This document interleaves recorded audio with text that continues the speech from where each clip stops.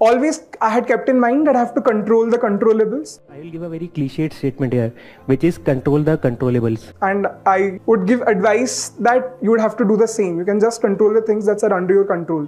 You cannot think how will the questions be. Don't be intimidated by the question. The question can be anything. Whether CSAT will be easy or difficult, which interview board you will get, those things are not under your control. The control that you can have is seeing the PYQs.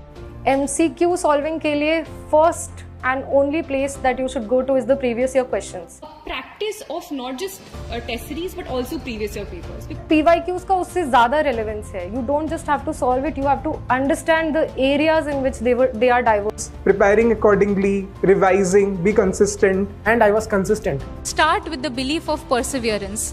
फिर daily पढ़ना है. Number one, consistency. Limit your sources. Do not go for multiple sources. This is one thing that you will keep hearing from day one. Even when I heard toppers saying do not see multiple sources. So trust me, it becomes very difficult to revise everything. And if you have not revised anything multiple times, it becomes very difficult to recollect. One subject, one book, that is the rule. Don't run after too much material. मेरा एक strategy था, एक book ही एक subject के लिए होगा.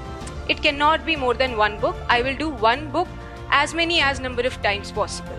But क्योंकि आपने उसी book को बहुत बार पढ़ लिया है, it will be possible for you to solve a question even when you haven't seen that before. But it's always doing that basic fundamentals right that will give a good mark. Revise again, give as many tests as possible. So after I did not clear prelims the first time, I started working on my MCQ solving aptitude. Mains also, just try to take more tests. Revise those test answers, analyze where you went wrong. What is also important with prelims test series is you may take a test.